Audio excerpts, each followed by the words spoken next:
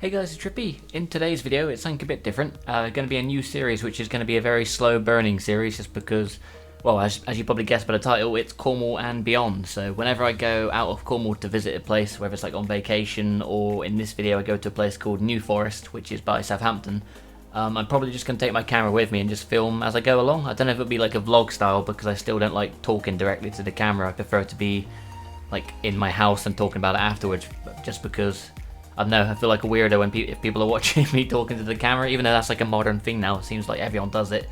I'm just not quite confident enough to do it yet. But yeah, so I've got a few places in mind where I want to go.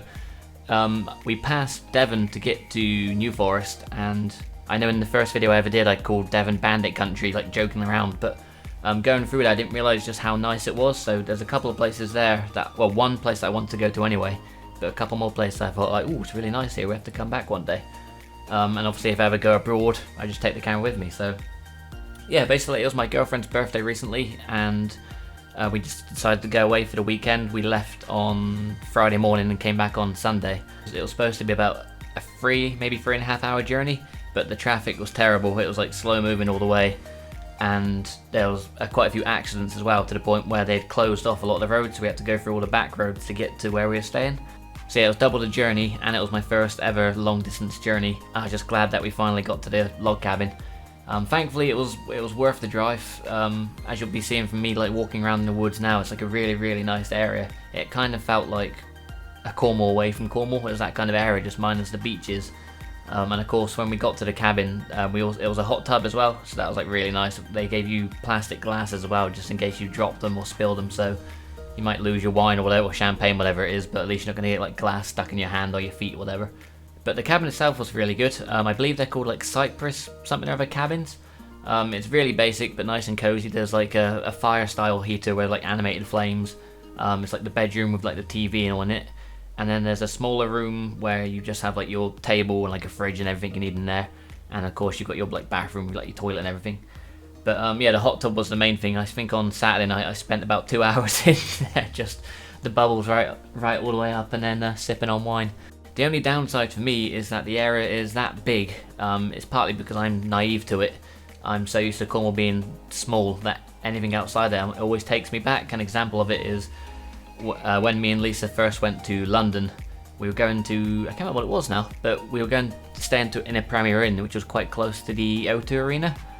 And so we got off the train. I went up to like a long line of taxi drivers and was like, hey, can you take us to the Premier Inn by the O2 Arena? And he was like, well, which one? And that was like, what do you mean, which one? Like, how many Premier Inns do you need? And obviously in Cornwall there's like one every now and again, so that like really took me back. And it was similar here, where if you've ever been to Tahiti Woods or Cardinan Woods in Cornwall, there's like a massive map when you first like go into the car park, and there's little wooden signs with like colours, so it's like, oh, if you're taking the pink route, keep following these arrows, so you can't get lost or go off trail. You just know exactly where you're going the whole time, and it normally ends in a big circle. But because the New Forest is that big, I don't think they have those signs, at least not that we saw. There are maps scattered around, but they're not the best to sort of navigate. And we were just sort of wandering around like, oh bloody hell, we better keep going forward, or if we go left, make sure you remember we went left, because otherwise we are going to get lost here for hours. So it was quite daunting, but at the same time like really fun. But just because of the pure size of it, the places that I really wanted to go and film, we just couldn't find.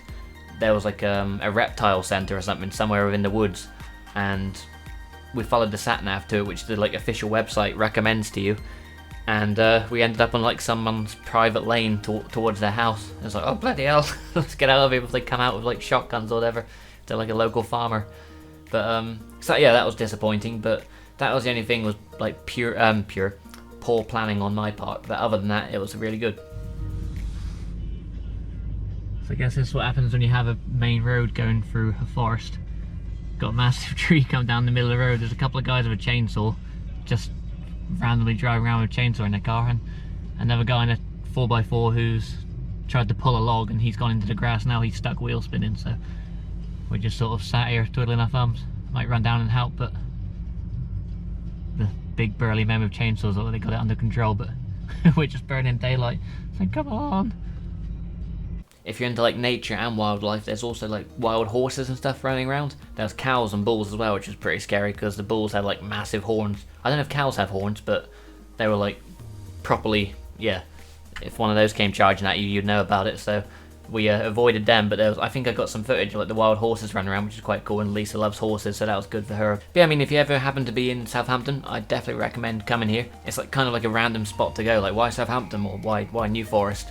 I mean, some people might just want to come here just for that, but the reason we went up there was, one, like I said, it was my girlfriend's birthday, but I wanted to get two birds in one stone, where my friend lives kind of close.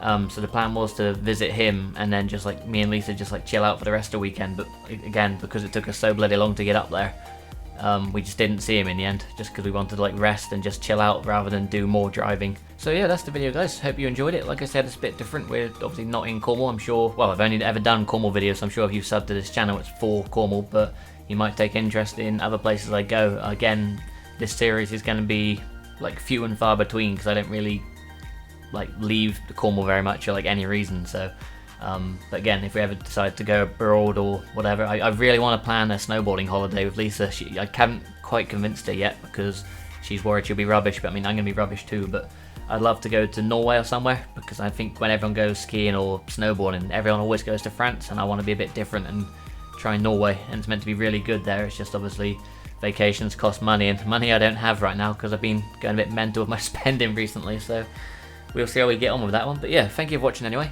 Normal videos will be coming again. I've just been biking with Connor today, so hopefully I'll have a decent video for that, and that'll be like local as well. So yeah, thank you for watching again, and I'll catch you on the next video. Cheers!